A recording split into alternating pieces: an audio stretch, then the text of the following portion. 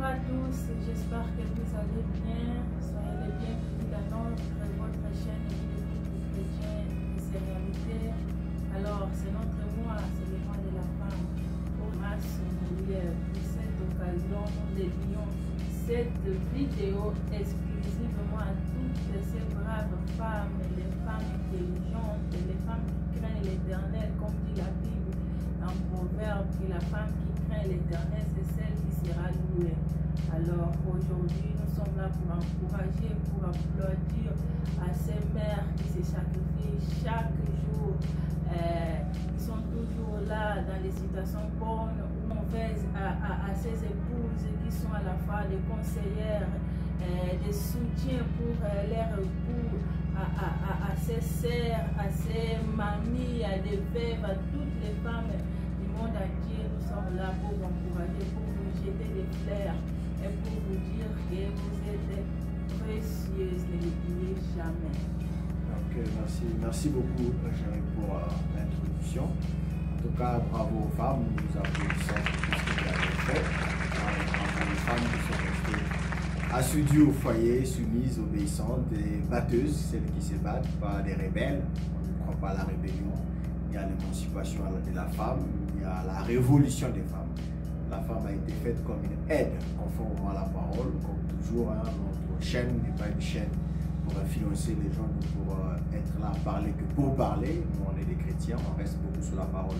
Donc la femme, on va parler un peu de ton rôle aujourd'hui, comme c'est ton mois de mars, et on parlera un peu de tout ce que tu représentes pour nous, pour l'Église, pour le Seigneur, pour la communauté, pour le mari, pour les enfants, pour tout en fait. On va se défiler un peu. Déjà, pour le Seigneur, la femme, qui est le type de l'Église, tu as voulu faire de son épouse, son Église, l'image de la femme. Par Adam a eu pour femme Ève, et Ève est une partie de la femme et d'Adam. Donc la Bible dit que Dieu tira de la côte d'Adam et fait d'elle une femme. Et la Bible dit que la femme est une aide semblable à l'homme. Et donc nous avons la joie d'avoir ces femmes comme étant des aides pour leurs époux. Et nous croyons aussi aux femmes qui décident d'eux-mêmes de rester à la maison sans plutôt aller travailler pour prendre soin des enfants. C'est un travail, je répète encore, la femme qui travaille à la maison, occuper des soins domestiques dont parle l'apôtre Pierre, c'est aussi un travail parce que ces boulots-là, il suffit de mettre votre ménagère, vous verrez comment c'est un grand travail. Et donc du coup, nous félicitons ces femmes qui travaillent, nous félicitons celles aussi qui vont travailler pour gagner du pain, comme la femme de Proverbe 31 qui partait vendre des choses aux marchands pour prendre soin de son mari. Et la Bible dit que son mari est considéré au porte à cause de quoi? Le témoignage de sa femme. La femme avait tellement un bon témoignage, un bon retour positif suite à ses activités, suite à ses relations. Ça fait que le mari avait du poids. Autre chose, on parlera de la femme sage qui bâtit sa maison, celle qui est capable de bâtir l'homme, celle qui ne vient pas au foyer que pour donner son corps pour la sexualité. Si c'est vraiment ça le seul rôle que Dieu entend le mariage, c'est la plus grande bassesse de toutes les choses. Donc la femme est un bijou, est un cadeau, est une grâce. Quand Dieu a regardé dans le monde entier, qu'est-ce qu'il pouvait offrir des meilleurs à son fils, Adam, c'était Ève.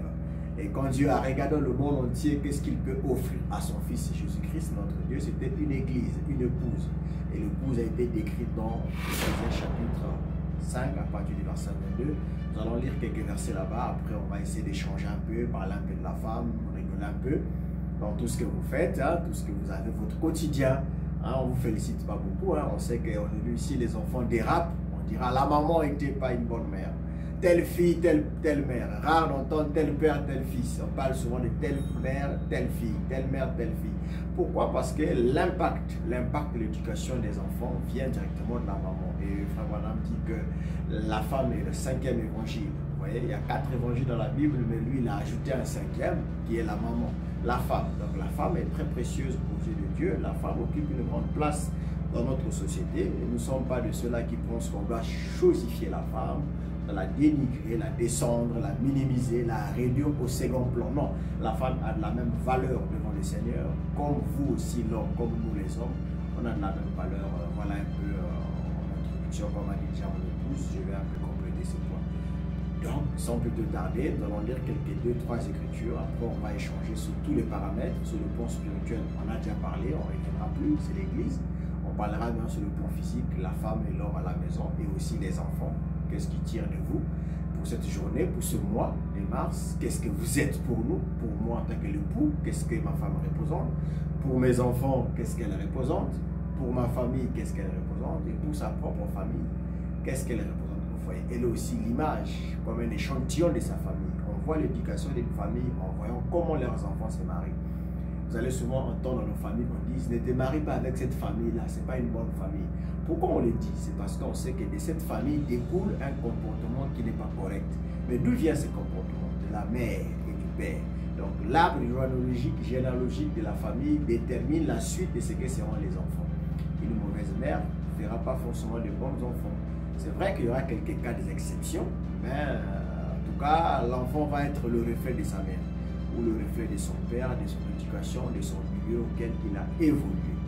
Alors, nous allons prendre des écritures. Vie de couple chrétien, c'est surtout que dit la Bible par rapport à.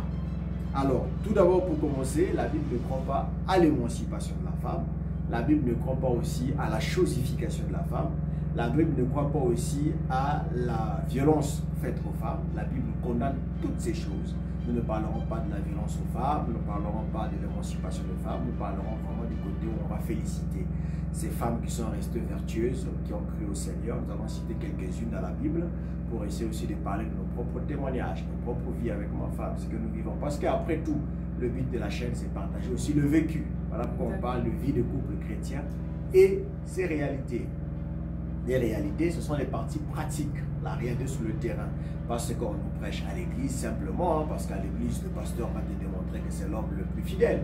Mais si tu vas avec sa femme pour causer en détail, tu verras que le pasteur ne sait même pas être galant, il ne sait même pas être tendre, il ne sait même pas comment arranger le lit, il ne sait même pas comment aider sa femme dans des moments où il a besoin. Vous voyez, il y a beaucoup de choses que la personne a ratées parce qu'il est focalisé fort dans les mystères, fort dans les enseignements, dans le côté humain, côté relationnel, côté sentimental, côté amoureux, il est zéro. Donc on a besoin parfois d'écouter ces choses pour avancer. Donc on va prendre Proverbe 31, verset 30, il dit « La grâce est trompeuse et la beauté est vaine. La femme qui craint l'Éternel est celle qui sera louée. » Et nous sommes au mois de mars, on doit louer les femmes, mais pas toutes les femmes. Je dis bien la femme qui craint l'Éternel est celle qui sera louée. Nous allons louer celle-là qui craint l'Éternel. Les autres qui sont en rébellion, qui encouragent le divorce, qui sont infidèles à leur mari, qui sont têtus, qui boudent tout, qui font du désastre, qui n'obéissent pas à leur mari, qui ne restent jamais à la maison, toujours dehors, dans le colportage, dans les choses pas bien, ça on ne va pas parler de vous. Nous on parle vraiment de celle qui craint l'Éternel. C'est celle-là qu'on doit louer et on va louer cette femme. Alors chérie, je pense que nous avons bien mis les décors en termes de la femme. La grâce est trompeuse et la beauté est vaine, chérie. Qu'est-ce que tu penses de la beauté? Parce que beaucoup de femmes disent, hein, on est dans ce verset hein, pour louer la femme pour son mois de mars. Proverbe 31, verset 30. Parlons un peu de la beauté, chérie. Beaucoup de gens me posent la question, frère Omaric, est-ce que la beauté peut faire d'une femme une bonne femme au foyer? J'ai dit toujours non. Pourquoi? Non, parce que ce n'est pas une garantie en fait qu'elle sera une bonne femme au foyer, qu'elle sera une bonne mère. Ouais. Certes que c'est important, mais ce n'est pas une garantie. Ouais. En fait, il faut trouver une femme à votre goût. Si c'est à votre goût, il faut qu'elle soit belle, mais il faut aussi regarder l'aspect caractère. Parce que c'est ça qui tient en fait au foyer, le caractère de la femme. Ouais. Parce que quand vous épousez aussi une femme, vous devez savoir qu'elle sera la mère de vos enfants. Si elle n'a pas un bon caractère, qu'est-ce qu'elle va maintenant inculquer à la maison à vos enfants? Elle peut être belle, mais son caractère, son éducation, ça sera comment? Donc là déjà... Voilà. Et en plus, la beauté n'apporte de sens que quand il y a l'obéissance derrière. Exactement. Une femme qui n'est pas soumise, par exemple, comme dit Éphésiens, femme soyez soumise à vos maris. Est-ce qu'il y a une femme qui n'est pas soumise, qui est têtue, qui vous querelle, qui vous dérange, vous pensez que vous allez regarder sa beauté. Vous allez passer à autre chose parce que la beauté va t'attirer au début, oui, après, il y a d'autres choses qui doivent prendre le relais pour maintenir l'amour. L'amour, c'est comme le feu, hein. Chaque fois, il faut activer le bois pour que ça continue à s'activer. Et si tu t'es voilà. Et si tu t'es figé que dans la beauté seulement, ben, tu seras confronté à d'autres paramètres qui sont le caractère, le comportement, le respect, l'obéissance. Comme les gens qui ont fait des choix de femmes parce qu'elles priaient beaucoup. Oui, tu as choisi une orgueilleuse à la maison. Mais les jours que tu vas avoir ton chef au boulot qui vient te voir, ben, ta femme ne sait pas même mettre le jus à table pour que le rhum boive. Il ne saura même pas comment servir les gens. Ça sera une humiliation, tu paraîtras ridicule. Donc, il y a beaucoup de paramètres. Elle va sentir mauvais devant les gens, tu te sentiras mal à l'aise. Elle va traverser les gens avec des choses qui renversent. Ta maison va sentir de la moindre partout, de la saleté, de la pourriture. Il n'y a pas d'entretien, il y a des mouches partout parce que tu as posé la femme qui était prieuse.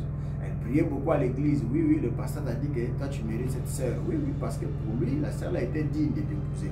Par rapport au calcul du pasteur, mais par rapport à ce que toi tu avais aimé, n'était pas pour elle. Et à la fin, ça devient un amour pas vrai.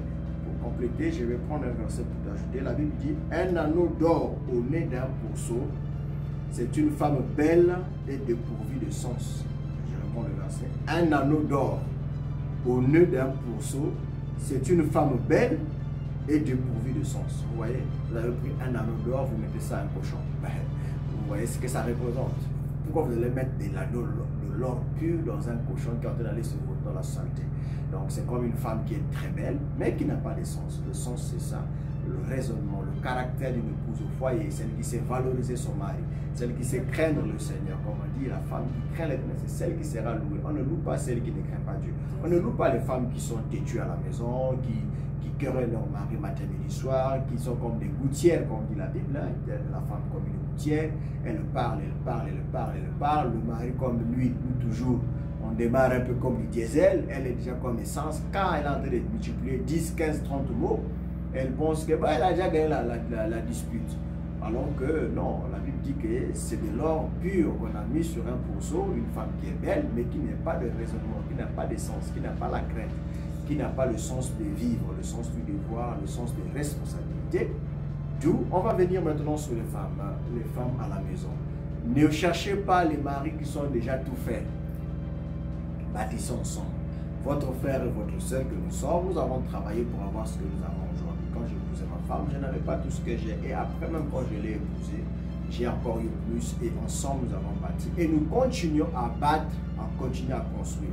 Et comme le dit la Bible, le Proverbe chapitre 14, à partir du verset 1, la femme sage bâtit sa maison, mais celle qui est insensée la détruit de ses propres mains. Nous, on va louer celle qui est sage. La sagesse, c'est discerner au-delà de l'humain, c'est-à-dire, comment je vais prendre la sagesse? Vous avez vu ce que Salomon a fait avec les deux femmes. La femme qui était venue avec l'enfant, celle qui avait dit non, c'est mon enfant qu'on a volé, et tout, et tout, et tout. Mais celle qui avait la sagesse a trouvé que bon, au lieu qu'on se dispute l'enfant et qu'on nous tue l'enfant, c'est bien que Salomon, tu puisses couper, au lieu de couper l'enfant qu'il meurt, donne-lui seulement l'enfant, moi je préfère que l'enfant vive. Et Salomon, par sagesse, a compris la voix du cœur. Donc cette femme sage qui bâtit sa maison est une femme qui ne vit pas que dans la voie charnelle, physique, qui voit que les intérêts matériels, tu vu, pour qu'on voit que tu t'habilles très bien, on voit que tu es la femme qui voyage le plus au monde, tu es la femme qui a marié le frère. Qui vous pousse à dépenser, à dépenser, à dépenser, qui pense qu'à elle-même. Là par exemple, c'est une femme qui n'est pas sage. Alors qu'une femme sage, c'est celle qui va être toujours là en train de conseiller son mari. Et non, au lieu de dépenser, on doit investir pour nous, pour notre petite famille, les enfants qui sont là. Elle oublie complètement d'abord, hein, tu vois, ses plaisirs, des choses là, que non, il faut acheter, par exemple, une perruque, acheter ceci, c'est important, oui. Mais tout d'abord, conseiller au mari d'investir. Si elle aussi, elle travaille par l'autorisation de son mari, que non, qu'est-ce que nous allons faire? Investir. Une femme comme ça, là, c'est une femme sage. Voilà. C'est une femme qui mérite d'être louée. Elle doit être louée. Et la femme doit penser toujours à l'avenir. Ça veut dire que tel que nous sommes là, on ne sait jamais. Il peut y avoir une maladie qui peut arriver à ton mari, il peut mourir craqué. Premier réflexe de nos sœurs africaines, quand le mari meurt, est de se remarier pour qu'un autre mari prenne le relais pour prendre en charge des enfants que le mari lui a laissés. C'est ça l'idiotie en fait. Excusez-moi le terme, je suis un peu dur. Les femmes sages qui sont intelligentes doivent bâtir pendant que le mari est là. Elle ne sait pas déjà. Si mon mari partait demain, moi je dois prendre le relais. Mais il faut que tu le montres pendant que le mari est vivant, que tu es capable de gérer après lui. Sinon, le mari sera sûr que dès qu'il va mourir, 2-3 mois seulement, tu ne tiendras pas. Tu vas chercher un frère qui va encore t'épouser pour récupérer la charge du frère. Et donc, pense aussi à tes enfants. Ne vois pas seulement la vie en court terme. La court terme, c'est quoi? tu veux seulement t'habiller pour demain. Même quand il y a une fête de mariage, il faut une nouvelle robe. Si on ne t'achète pas une nouvelle robe, comme je dis toujours, donc quand on va finir la fête, là, après la robe, là, on va la jeter. Ou ça sera une robe que tu vas porter après. Non, c'est juste pour la fête, là. Ça ne sert à rien. Donc si on a 10 fêtes dans l'année, il faut que tu aies 10 robes. C'est ça qu'on appelle le complexe. Et c'est complexe avec les femmes. C'est vrai que les femmes aiment s'habiller. Nous aussi, les frères, on doit leur faire profiter. On a dit, on a de louer la femme. Nous, les hommes, on a le droit de faire profiter aux femmes tout ce qu'elles méritent. Elles méritent notre attention, elles méritent notre soutien, elles méritent notre amour, elles méritent nos biens, elles méritent tout ce que Dieu peut nous donner. Car la Bible dit, Dieu a tellement aimé le monde qu'il a donné son Fils unique. Et Christ, en aimant beaucoup l'Église, il a envoyé les dons à l'Église. Et les dons, c'est le signe de son amour. Le Saint-Esprit, les dons de vision, les ballons longs pour le perfectionnement du corps des saints. Pareil pour l'homme. Lorsque tu lis Éphésiens chapitre 5, verset 22 jusqu'en bas, il décrit ce que l'homme doit faire pour une femme. L'homme doit se sacrifier, doit aller travailler, doit préparer l'avenir, le futur, doit épargner pour sa femme et pour ses enfants, doit voir toujours au-delà. Et la femme aussi, si elle remarque qu'il y a un mari qui dort de ce côté-là, tu dois être le moteur qui vient l'activer, doit le pousser, doit le réveiller. Ne regarde pas simplement la nourriture que tu manges chaque matin, chaque soir. Pense à demain, pense à après-demain, pense après ceci. Et si ceci arrivait, ce n'est pas que tu es incrédule, non, ce n'est pas l'incrédulité, c'est juste l'avenir. Même Abraham l'a fait. Abraham commençait à avoir son âge avancé. Ma Bible à moi dit, et ta Bible à toi aussi dit, Abraham s'est inquiété, a dit, ah Seigneur, je n'ai pas d'héritier, mon âge avance, mon héritier sera Eliezer de Damas, tout ça. Dieu lui a dit, non, ce n'est pas lui. Ton héritier sera bel et bien l'enfant que tu auras de Sarah. Et Dieu a dit, tu en auras. Donc, l'inquiétude est naturelle. C'est plaindre aussi dans le sens de souci. Ah, je vois mon avenir passer. Pareil pour David aussi, s'est inquiété. Il s'est dit, Seigneur, moi je m'en vais, mais je voulais te bâtir le temple. Comment est-ce que je dois faire? Il a pensé à l'avenir. Dieu lui a dit, non, toi tu vas te reposer, tu ne vas pas le faire, c'est ton fils qui va bâtir. Vous comprenez que c'est naturel. Une femme qui est sage doit penser à ça. Pas seulement au matériel, sur le plan spirituel aussi de ton mari. Tu dois veiller à sa marche. Tu dois regarder comment ton mari marche. Est-ce qu'il a rétrogradé ou il est toujours avec le Seigneur? Est-ce qu'il prie toujours ou pas? Il faut que tu sois vraiment une personne qui l'accompagne. C'est votre journée, oui. Que pour les super wax, oui. Que pour les vestes, oui. Que pour les belles robes pour montrer aux autres, oui. Mais remarque, tout ce que tu portes de beau qu'on regarde, ça ne fait plaisir que pendant 5 minutes. Après, tu n'auras plus. C'est comme une nouvelle voiture. Quand on l'achète, on a un wow de début seulement. Après, ça devient normal. Il n'y a plus rien qui d'extra. C'est comme un pays qui t'épatait beaucoup. Je dois aller à tel pays, je dois visiter tel. Tu arrives, waouh, c'est beau là, waouh, tel pays c'est beau. Après 2 fois, 3 fois, ça devient normal. Tout le mystère est tombé. C'est pareil dans la vie. Donc, tout ce qui te fait peur, qui te fait d'éclat à l'instant, pense après cet éclat, qu'est-ce que tu vas vivre. Pense, c'est ce que je dis toujours aux jeunes. Quand vous voulez vous marier, limitez les budgets. Nous avons fait des erreurs de ce genre-là. Mais la vraie vie commence après le mariage. Pas ce que vous faites là, vous invitez des gens qui viennent pour voir vos erreurs, pour vous critiquer même le jour de votre mariage, qui se moquent même de ce qu'on vous avait mis sur la table, alors qu'il est venu manger gaillardement. Il n'a apporté aucun cadeau, même pas de 500 francs.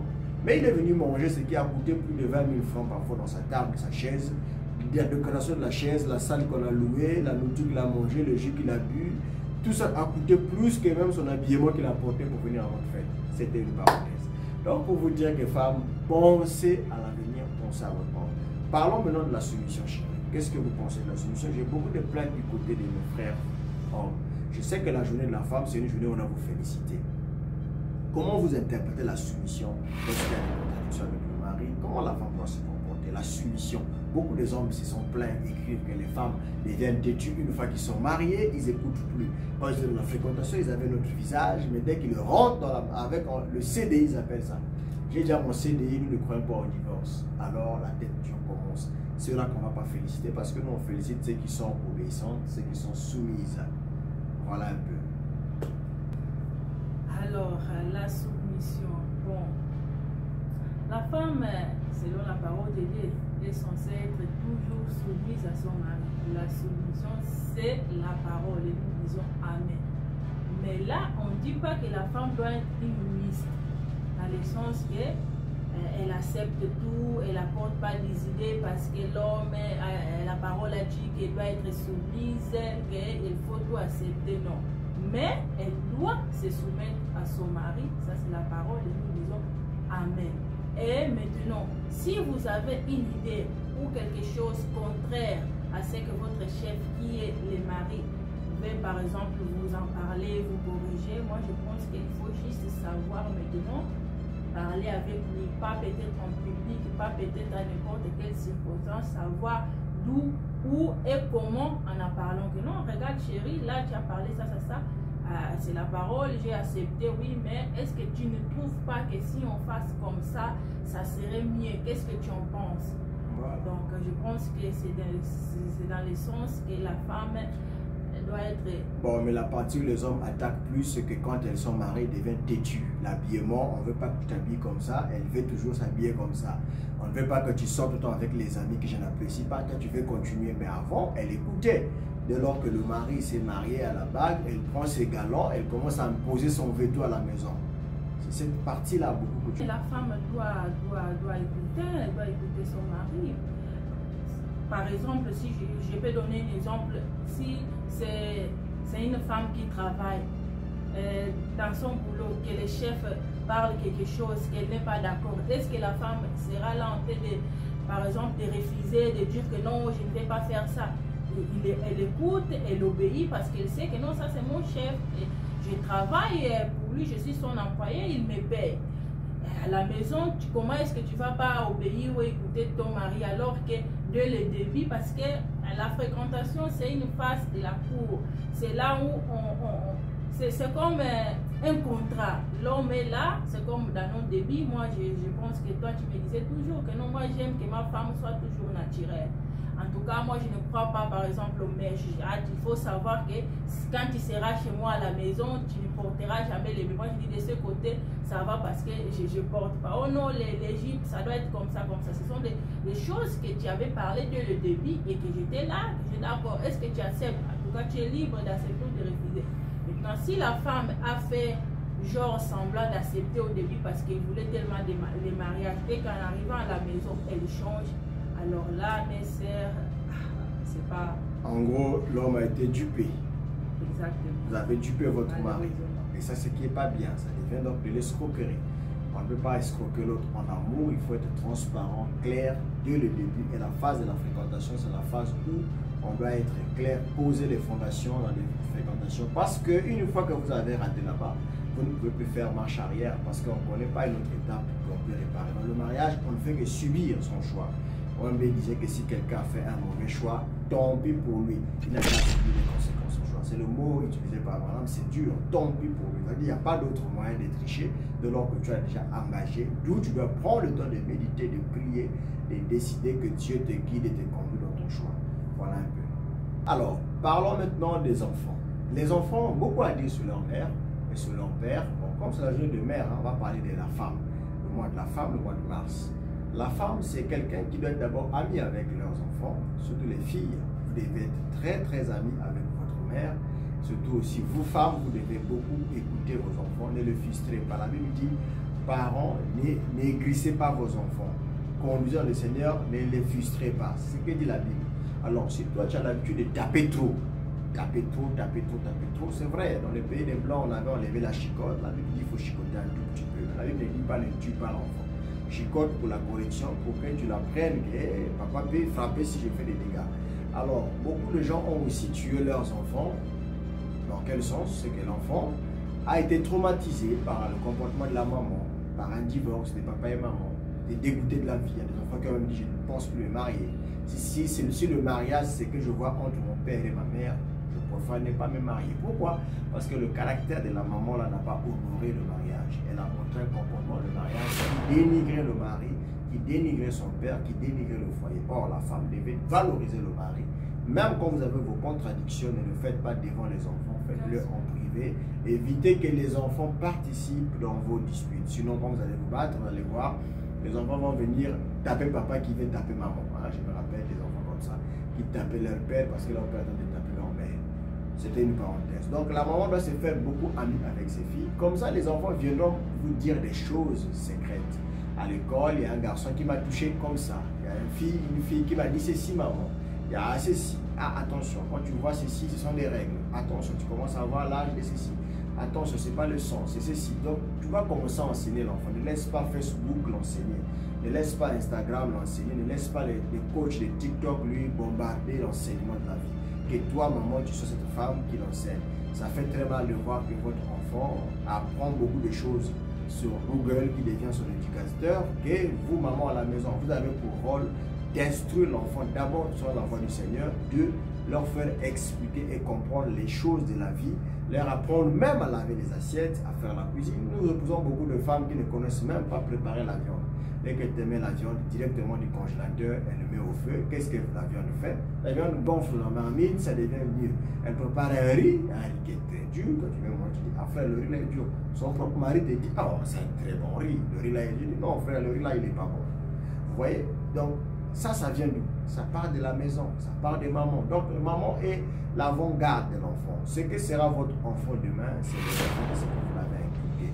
Et maman passe plus de temps avec les enfants. C'est ça que je voulais en fait insister, passer plus de temps avec les enfants. Même quand vous êtes dans vos tâches à la maison, des tâches ménagères, la maman, vous pouvez même appeler vos enfants. Regarde, asseyez-vous, on va causer.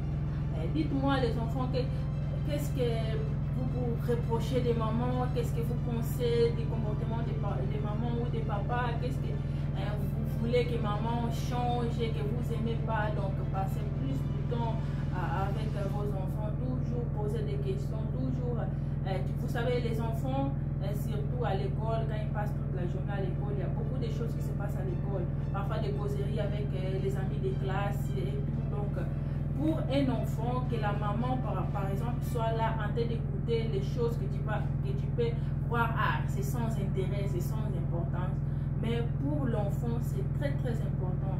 C'est comme ça que j'ai fait avec mes filles.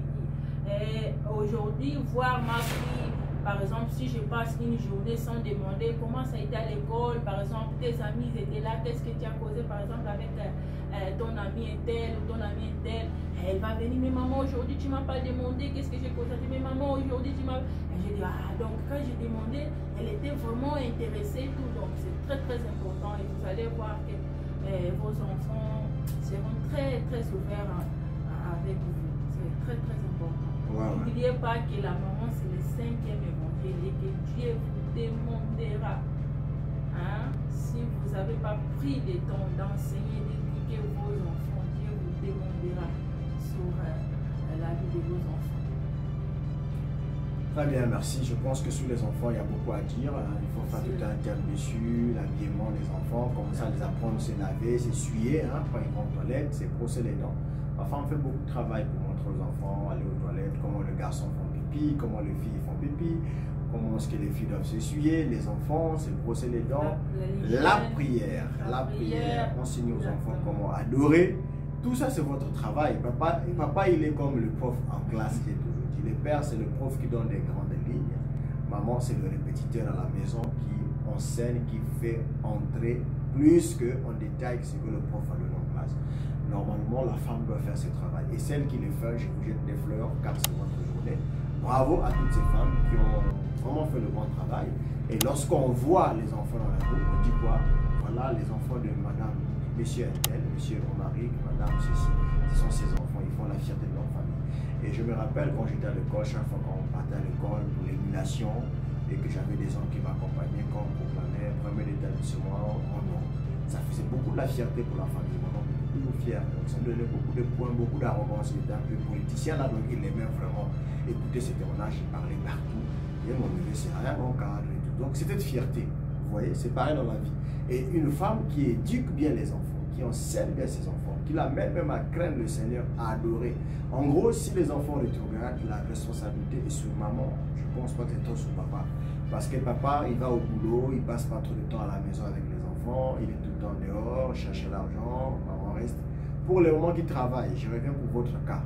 Ne laissez pas que la ménagère ou la nounou ou encore là où on laisse les enfants, j'ai oublié les noms là en bon français, la garderie soit l'endroit où l'enfant apprend tout dans la vie. Ça sera malheureux.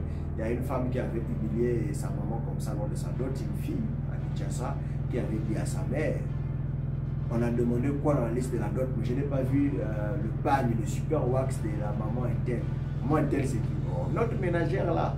Mais elle a fait quoi? Mais c'est d'elle que j'ai appris tout dans la vie. Comment préparer, c'est elle qui m'a appris. Comment tailler les ongles, c'est elle qui m'a appris. Comment se laver, c'est elle qui m'a appris. Comment se faire, c'est elle qui m'a... Tout ce que je suis devenu aujourd'hui, je les ai appris d'elle. Toi, tu partais tout le temps bosser, tu revenais que la nuit. Je n'ai rien appris de toi. Je ne peux pas accepter une dot où cette femme n'a pas le super wax au même titre que toi. C'est une humiliation, je vous assure, cette dot-là. La maman a été gelée d'une manière grave. On a dit, ok, on lui donnera sa super après. On fait d'abord le service. C'était un message qu'elle avait de nos autres mères.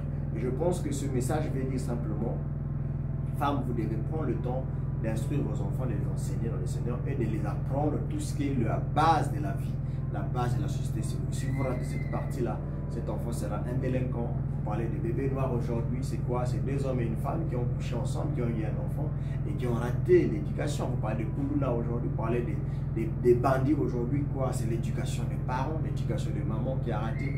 Voilà pourquoi au Congo, à un moment donné, on avait décidé que si on attrapait un bébé noir, on arrêtait aussi ses parents. Parce qu'on pense que les deux parents n'ont pas fait leur travail. Donc, toi, maman, tu as une responsabilité vraiment pointue sur l'avenir et le devenir des enfants. On va voir la dernière partie qui concerne la sociabilité avec la famille. Femme, quand vous venez dans la maison d'un frère, comme le mien, vous savez que le mari a une famille. Vous aussi, le frère, vous avez épousé une femme, vous savez que cette femme a aussi une famille. N'oubliez jamais cela, alors il faut savoir comment être équilibré. Pensez aussi à la famille de votre femme, là je parle beaucoup de frères. Par contre, là où je vais beaucoup m'attarder, c'est pour la femme qui vient. Toi, on t'a épousé dans la famille de quelqu'un, quand tu viens, aie l'habitude d'être sage et intelligente pour d'abord étudier d'abord le milieu dans lequel tu viens rentrer, quel est le comportement qui domine l'environnement que je viens m'installer, pour ne pas venir paraître comme la femme la plus imposante, la plus dominatrice, la plus méchante, la plus mauvaise. On n'a pas dit que tu dois sourire avec tout le monde, les dents ouvertes, non, tu dois t'imposer le respect.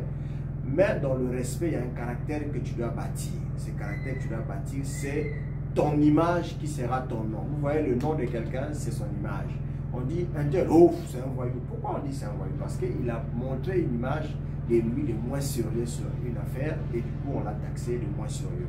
Donc, l'image d'une personne, c'est son identité, c'est son marque. Quand tu vas dans une famille, essaie de bâtir ta marque. Essaie de bâtir ton foyer, construire ton mari et aussi de voir aussi ceux qui sont autour de lui, comment est-ce qu'ils peuvent garder un bon témoignage de toi. Parce que n'oublie pas qu'en Afrique, quand on épouse un homme, on épouse aussi sa famille. Pourquoi la famille aujourd'hui, si tu vis avec une femme sans dot, sans ceci, ils ne vont jamais vous déranger. Mais dès que tu as doté la fille là, on sait que, ok, il a doté, ça veut dire que officiellement vous devenez connecté avec la famille traditionnelle. Et du coup, il y a des contacts qui sont là. Et souvent, nos femmes pêchent là-dessus. Alors, seul ou celle qui arrive à vaincre cette étape difficile de la cohabitation avec sa belle famille, avec son mari, avec la société autour, avec l'environnement dans lequel il est, bravo encore pour vous. Parce que nos femmes et les belles familles restent une preuve. Et je pense que la femme est mieux placée pour en parler. C'est pas facile de s'adapter parce que d'un côté, on voit un envahisseur, une envahisseuse qui arrive, une personne qui vient voler notre frère, une personne qui vient capter l'amour de mon fils, ça c'est pour la maman, une personne qui vient... Oui, au début c'est toujours comme ça et ils sont à la défensive. Ils peuvent te recevoir des bras ouverts, mais ils sont là en train de regarder à la défensive pour voir qu'est-ce que la femme va faire. Genre qu'il y a celle qui arrive, elle déjà tout changer. Changer par exemple la façon que les maris prennent soin de sa famille, des mères, donc, et ils sont là à la défensive pour voir. Et dès qu'ils vont voir que non, leur fils, leur neveu, leur oncle a changé, c'est là où ils vont écrire que non, ça c'est la femme là qui est venue les changer. Parce qu'il n'était pas comme ça. D'où c'est très très important. J'ai toujours gardé ça à cœur. La première fois que je vis l'oncle de mon mari, hein, je l'appelle aussi l'oncle, on s'est croisé quelque part avant d'arriver chez lui. Il a toujours dit que ma fille, la belle famille, peu importe ce que la belle famille est ou fait, c'est à respecter. Si tu gardes ce que, parce qu'il est aussi juge, il m'a dit que si tu gardes ces conseils, en tout cas, tu seras une fille pour nous. Et peu importe, tu vois les circonstances, parfois il est veillé des choses que, je vois la dame, jure, je ne suis pas habituée, mais j'ai toujours gardé ça à cœur de ce qu'il m'a dit. Et il avait ajouté, dans notre culture, la belle famille a toujours raison. Donc, même si tu as raison, il faut savoir que nous avons toujours raison. Il souriait même pendant qu'il dit que je ne sais pas qu'est-ce qui peut arriver, mais je dis seulement que la belle famille a toujours raison. Donc, toi, tu es toujours enfant. Il disait même à la maison avec les parents disent toujours, non, même si l'enfant parfois a raison, mais les parents vont faire tout pour faire quoi à l'enfant que non, tu avais tort. Il m'avait dit ça, que la belle famille c'est à respecter, c'est à écouter, c'est à obéir. Il ajoute encore que si tu as quelque chose que tu n'as pas aimé, c'est à la maison avec ton mari que tu dois dire. C'est à ton mari. C'est à ton mari de voir comment venir nous parler. Tu as compris, ma fille? Donc, c'est quelque chose que je porte à cœur. Jusqu'aujourd'hui, ça fait plus de 10 ans qu'on est ensemble parce que je l'ai connu avant le mariage et je garde ça jalousement. Donc la belle famille, c'est à respecter, et même si vous avez des choses à reprocher à la tante, à ceci, c'est à la maison avec votre mari que vous devez reprocher, que vous devez passer à son tour, à lui de prendre des décisions, comment il va traiter, comment il va faire. C'est ça, c'est ce que j'ai toujours conseillé aux gens. La femme attaque sa famille, le mari attaque ta famille. Ne laissez jamais les gens vous croiser. Il y a une vidéo qui va sortir dans les séries des vidéos que je suis en train de traiter pour le mois d'avril. Vous allez voir cette partie, je pense que j'ai largement traité dessus sur la belle famille. Donc le conseil pour une femme sage pour rester longtemps avec la belle famille, c'est faire comme a dit ma femme, comme avait dit mon oncle. Ils ont raison, mais tu es un être humain, tu as aussi des sentiments dans ton cœur, dis-le à ton mari et ton mari saura par sa manière comment le dire, le transmettre à sa famille dans la sagesse. Toi aussi, sœur, tu n'as pas dans une famille parfaite. Ta famille aussi a beaucoup de problèmes. Il suffit seulement que ton mari aille voir tes grands frères, là, demander à leur femme, est-ce que le mari de ma femme, là, le grand frère de ma femme, c'était un bon mari. Sa femme va te dire, laisse pour toi, il a des copines partout, il met tabasse ici chaque fois. Donc, vouloir que le frère des autres soit parfait pendant que toi, dans ton famille là-bas, tu as aussi des choses que tu supportes, que tu ne dis même pas à ton mari, que tu caches même pour que ça ne puisse pas donner une mauvaise image. Et donc, ne cherche pas aussi que l'autre puisse avoir une famille purement parfaite au-delà de ta famille à toi. Ce ne sera pas possible. Chaque famille a des faiblesses et des erreurs, mais comme c'est toi qu'on a épousé, dans cette position-là, on parle dans cette position, tu es obligé de jouer le jeu. Et qu'est-ce que le jeu? Lâcher le mou. Quand tu as la pression, tu lâches le mou, tu glisses ta pression sur le mari et le mari va savoir comment faire. Il y a d'autres choses aussi, parfois, même si tu vois que ça t'a fait mal, au lieu de dire au mari, parce que tout le temps tu vas aussi mettre le mari en connexion avec sa famille, ils vont dire qu'après, depuis que la fille est venue, notre fils et nous, on est tout le temps en conflit. Évite aussi de transporter trop des infos qui va le pousser, soit, excusez-moi, à prendre des décisions drastiques, à se séparer radicalement à cause de toi. Ça ne sera pas aussi bien pour toi. Tu as des enfants avec cette famille et cette famille aimerait aussi venir voir les enfants qui sont leurs petits-fils, qui sont leurs neveux, leurs nièces et tout le reste. C'était une belle parenthèse. Je pense que vous aurez les détails dans les vidéos qui suivront. Donc, pour finir, comme c'est un sujet où on parle des journées du mois de la femme, mois de mars, mois où on félicite la femme, nous sommes fiers de vous. Vous n'êtes pas des sous-produits, comme on le dit, des sous-produits dans le sens de la société.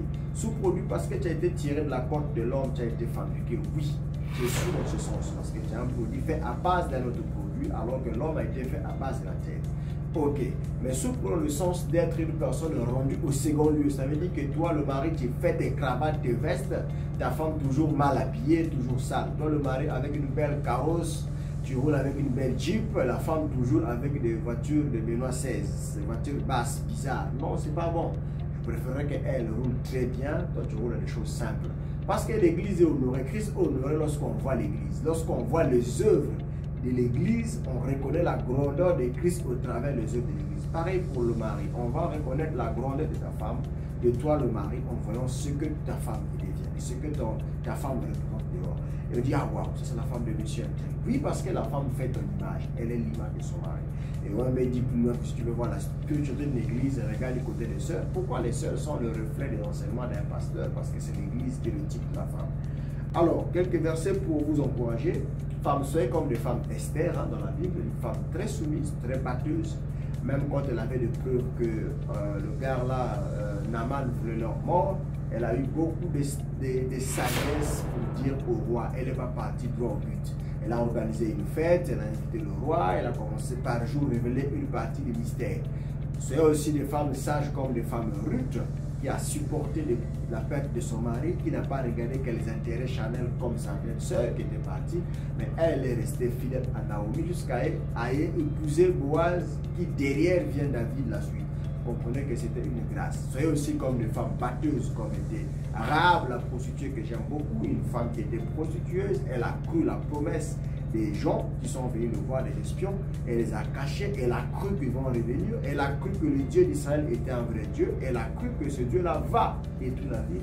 Elle s'est confiée à Dieu. Elle a abandonné cette mauvaise vie. Et elle est devenue l'ancêtre de David, l'ancêtre de Jésus. Vous voyez que Dieu prend des femmes comme ça, comme la femme samaritaine qui a abandonné malgré son passé. Donc, Dieu aujourd'hui vous a honoré. Et il y a même un verset dans la Bible où Jésus a dit, il n'a pas dit cela à un homme, il a dit, partout où on parlera de ceci, on parlera de cette femme. Il n'a pas parlé, on parlera d'un homme. Il n'y a aucun verset où on parle de l'homme.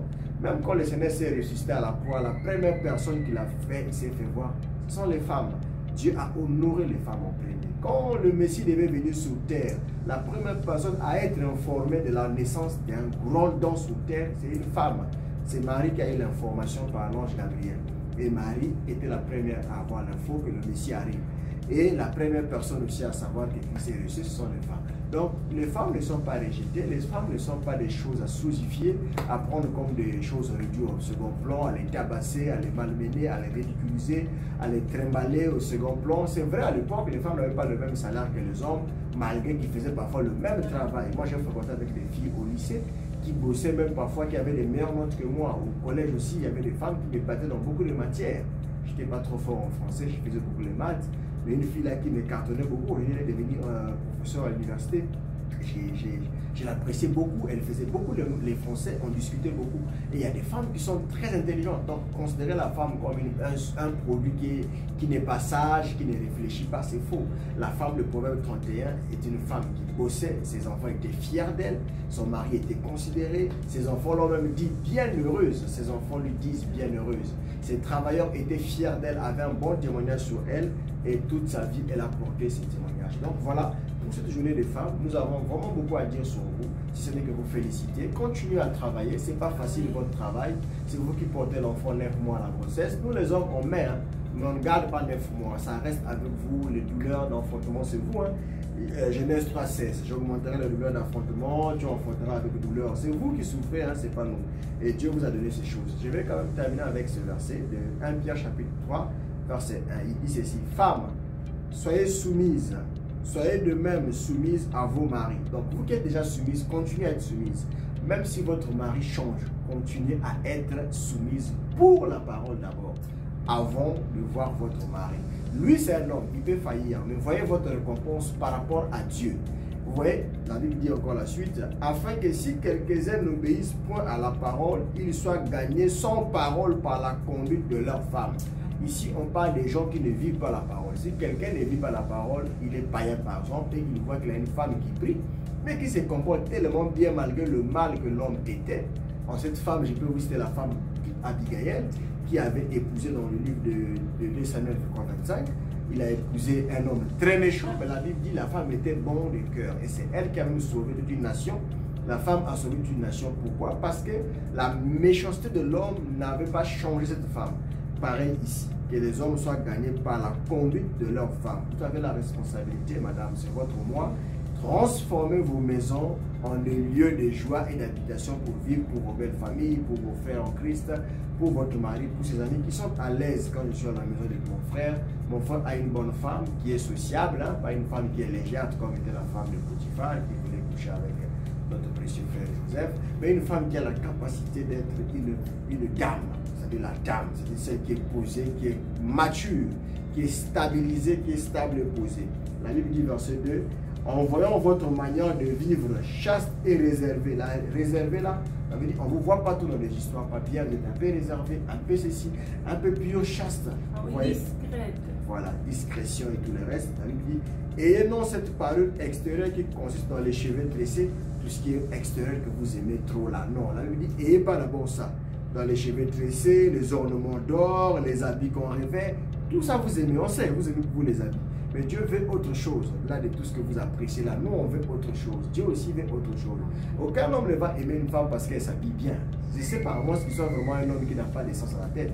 Un homme normal voudrait épouser une femme pour former une famille, une stabilité, un avenir meilleur, pour avoir les enfants bien éduqués. Et ça, tu n'apprendras pas parce qu'elle est bien habillée, parce qu'elle est belle de figure, ou parce qu'elle est ceci. Non, tu ne prendras pas une reine de cinéma pour qu'elle soit une dame au foyer. Jamais. On continue, la Bible dit, mais la parole intérieure est cachée dans le cœur. La pureté incorruptible d'un esprit doux et paisible. Un esprit doux. Un esprit doux. La Bible insiste sur la douceur parce que la femme n'est pas trop douce. Je l'ai dit, frère Marie, pourquoi vous dites ça? Oui, oui, oui. Les femmes s'énervent très vite. Les femmes se fâchent tout le temps. Les femmes querellent tout le temps. Donc la Bible insiste sur l'esprit de douceur parce que c'est votre journée. Moi de femme, n'oubliez pas que vous devez être la partie douce. Vous êtes la partie fragile, la partie amour, la partie pété-pété, comme on veut notre patois. La partie pété-pété. Lorsqu'on veut voir ma faiblesse, tu vois ma femme Raquel. C'est la faiblesse de mon mari, la partie faible de mon mari. Si tu veux me voir vraiment devenir charnel, touche ma femme, tu verras mon côté faible. Vous voyez, c'est le côté fragile de l'homme. Et la Bible dit douce et paisible, qui d'un grand prix devant Dieu. Et je continue le verset, il dit ainsi paraissaient autrefois, verset 5, les saintes femmes qui espéraient en Dieu soumises à leur mari.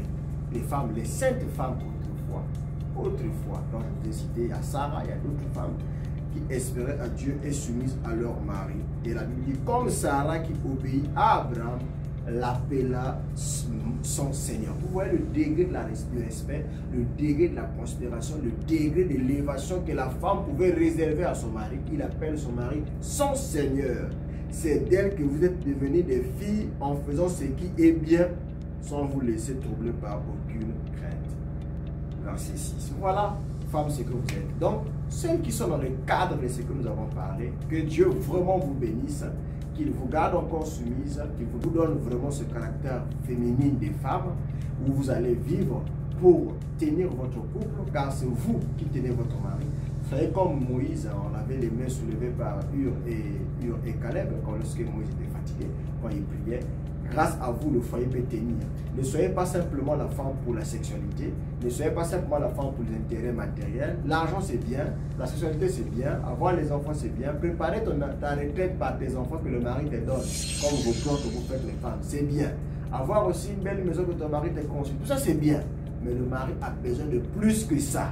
Ce qu'il a besoin, c'est d'avoir une femme qui est batteuse, protectrice, une sécurité pour lui, une femme disponible qui lui rend la paix, qui n'anticipe pas les crises d'AVC et les tensions à la maison par la pression. Qui apporte la paix, la douceur, la tranquillité, hein, qui éclaire ses journées. Vous voyez vos maris fatigués, mais il sait que quand je vais rentrer à la maison, j'ai une douceur incarnée à la maison, j'ai la lumière de ma vie à la maison qui va éclairer ma journée qui a été très sombre par la fatigue de boulot.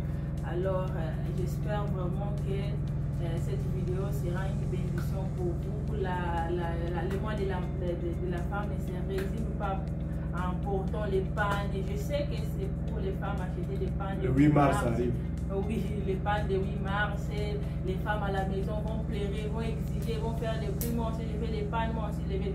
C'est une bonne chose, mais ce n'est pas ça qui fera de vous des femmes battantes, des femmes braves, des femmes, comme dit la Bible, qui craignent le Seigneur, qui seront appelées.